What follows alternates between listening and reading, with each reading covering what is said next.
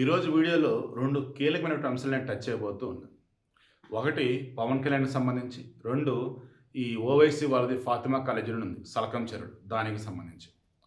ఇక్కడ తెలంగాణ గవర్నమెంట్ ఈ విషయంలో ఎలా స్పందించింది? గణేష్ గోల్డ్ తాకట్టులో ఉన్న బంగారాన్ని విడిపించి కొనబడును. సంప్రదించండి 9966651144. అండ్ యూట్యూబర్లు ముస్తున్నటువంటి కొంతమంది వాళ్ళు ఎలా స్పందించారు ఏంటి? ముందుగా పవన్ కళ్యాణ్ యొక్క మంచితనం, దాన్ని మంచితనం కూడా అనరేమో, అతి మంచితనం అంటారా అంటే లేదు లేదు, మంచితనం అని అంటారు, ట్రాన్స్పరెన్సీ అంటారు, నిజాయితీ అంటారు, నీతి అంటారు. హైడ్రా రంగనాథ్ గారు రీసెంట్గా కొంతమందికి ఇంటర్వ్యూలు ఇవ్వడం కావచ్చు, ఆయన ఎవరన్నా ఏమంటారు దాన్ని ఇంటరాక్షన్ అన్న వేళ ఉన్నప్పుడు అగైన్ మరలా పవన్ కళ్యాణ్ చెరువు గురించి కదిలించారు. ఆయన ఏం చెప్పాడు? ఆ చెరువు కోడి చెరువు అనేది ఏదైతే ఉందో అది చుట్టుపక్కల వచ్చేసి కొన్ని పొలాలు ఉన్నాయి. ఈ చెరువు నిండినప్పుడు ఫుల్ ట్యాంక్ లెవెల్కి వెళ్ళినప్పుడు నీళ్ళు బయటకు వస్తాయి. ఆ ఫుల్ ట్యాంక్ లెవెల్లో లేని రోజులలో ఆల్మోస్ట్ చెరువు కుచించుకుపోతుంది. అయితే ఈ బయట ఉన్నటువంటి ల్యాండ్స్ ఏవైతే ఉన్నాయో కొన్ని ఫుల్ ట్యాంక్ లెవెల్లోకి వచ్చేవన్నీ, కొన్ని వచ్చేసి బఫర్ జోన్లో ఉన్నాయి, కొన్ని బయట ఉన్నాయి. ఇలా ఉన్నటువంటివి ఎప్పటి నుంచో కూడా డాక్యుమెంట్ ఫార్మేట్లో ఉన్నాయి, అలా రిజిస్ట్రేషన్ కూడా అయినాయి. అలా 2014లో పవన్ కళ్యాణ్ ల్యాండ్ కొన్నాడు. అప్పటికే చాలా రిజిస్ట్రేషన్ అయిన ల్యాండ్ కొన్నాడు, లీగల్. ఈ పవన్ కళ్యాణ్తో పాటు చుట్టుపక్కల కొంతమంది రైతులు ఉన్నారు. ఈ చెరువులో నీళ్లు నిండితే బయటకు వస్తున్నప్పుడు వీళ్ళ పొలాలు మునుగుతున్నాయని మిగతా రైతులు కట్టలు కట్టారు.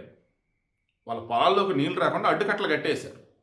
దాంతో నీళ్ళు ఏమవుతుంది, దాని రూట్ మార్చుకుని ఎటు పడితే వెళ్ళిపోతుంది, చుట్టుపక్కల పొలాలు మొత్తం మునిగిపోతాయి. బట్ పవన్ కళ్యాణ్ మాత్రం అడ్డుకట్ట వేళ ఫెన్సింగ్ వేశాడు. ఫెన్సింగ్ అంటే ఏముందండి, మధ్యలో కొన్ని రాళ్ళు లాంటివి పాతుతారు, ఆ రాళ్ళకి వచ్చి ఫెన్సింగ్ చుట్టుకుంటా పోతారు.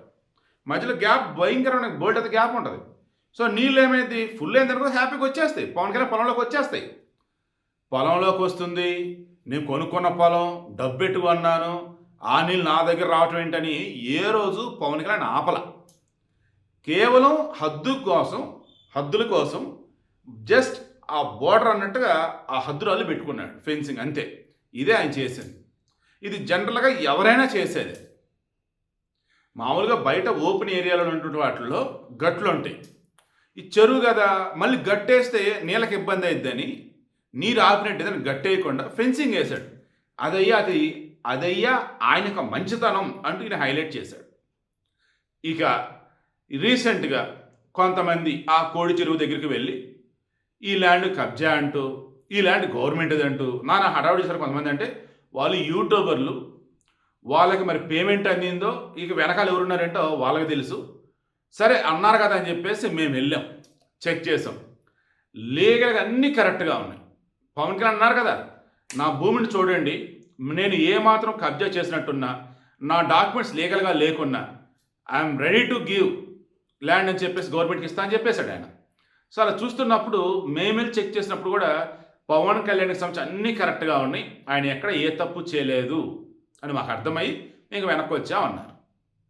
ఇప్పుడు చెప్పండి, పవన్ కళ్యాణ్ విషయంలో ఇక్కడ ఉన్నటువంటి తెలంగాణలో కొంతమంది కావాలని వేరే వారి దగ్గర డబ్బులు తీసుకున్నా, లేదన్నప్పుడు వేరే వారి మెప్పు కోసమో ఇంకా రీజన్స్ ఏమైనా కానీ పవన్ కళ్యాణ్ ఆంధ్రోడు అంటూ ఇక్కడికి వచ్చేసి తెలంగాణలో భూమి ఆక్రమించడం నానా హడావుడి చేశారు.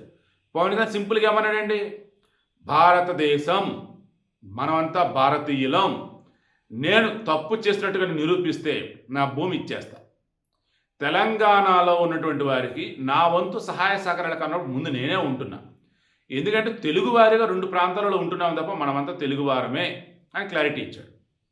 ఇంత క్లారిటీ ఈ మధ్యకాలంలో అసలు ఎవరైనా ఇచ్చారో చెప్పండి.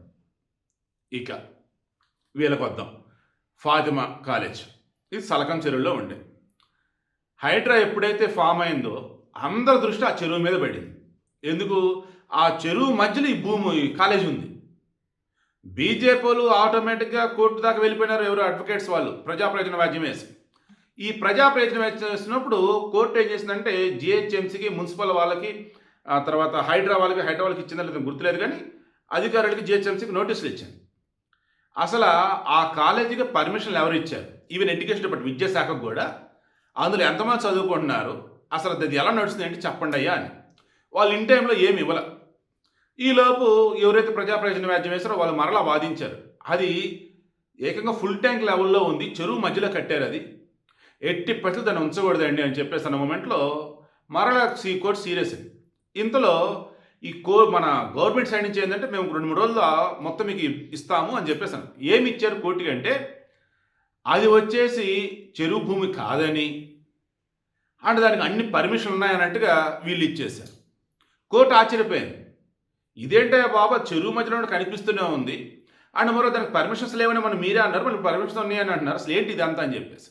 ఇక అప్పుడు మరలా జనాలు ఏం రిలీజ్ అయ్యారంటే ఆనాడు కేసీఆర్ అధికారంలో ఉన్నప్పుడు వీళ్ళకి పర్మిషన్ ఇచ్చారు, కాలేజీలో కట్టేసుకున్నారు.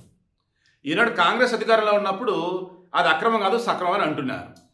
అంటే రూలింగ్ పార్టీ ఎవరైతే ఉన్నారో వారికి మేము అండగా ఉంటామని ఈ ఓవైసీపై చెప్పుకుంటూ ఉంటారు, అలాగే సపోర్ట్ ఇస్తూ ఉంటారు. దానివల్ల వాళ్ళవి ఏవి వీళ్ళు టచ్ చేయరు. ఇంకా కోర్టులు ఇప్పుడు నిర్ణయించాలి ఏమన్నట్టు, ఆ ల్యాండ్ ఆ కాలేజీని ఉంచాలా తీసేయాలా, ఆ చెరువుని కాపాడాలంటే ఇప్పుడు అసలు ఏం చేయాలి. నాకు తెలిసి కోర్టు డెసిషన్ తీసుకుంటా చెప్పినట్టుకున్నారు. ఇవిడ యొక్క మెయిన్ ఇండెక్షన్ మీకు అర్థమవుతుందా, ఎక్కడైతే భారతీయులు అన్న వాళ్ళు ప్రశాంతంగా ఉండగలుగుతారో అక్కడ ఉండేది ఒకే ఒకటి, మనమంతా భారతీయులు ఉన్నట్టు ఒక భావన.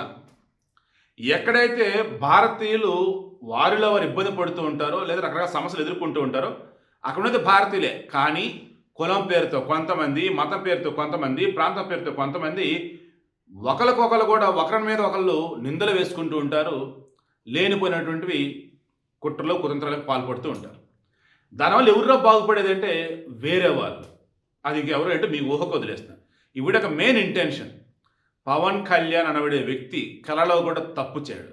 పవన్ కళ్యాణ్ అనబడే వ్యక్తి ఏ రోజు కూడా తనది కానిది ఆశించడు. పవన్ కళ్యాణ్ అనబడే వ్యక్తి ఇవ్వటం తెలుసు తప్ప తీసుకోవడం తనకు తెలియదు ఉచితంగా. సో అంతిమంగా ఈవిడ మరలా చెప్తున్నా, రేవంత్ రెడ్డి గవర్నమెంట్ ఈ ఫాతిమా కాలేజీ విషయంలో తీసుకున్న స్టెప్స్ ఏవైతే ఉన్నాయో, కోర్టుకు చెప్పింది ఏదైతే ఉందో కోర్టు అదే ఫైనలైజ్ చేస్తుందా లేదా ఇంకా వేరే రికార్డులు తెప్పించుకొని ఆ కాలేజీ మీద ఫైనల్ డెసిషన్ తీసుకునిద్దా అనేది వేచి చూద్దాం.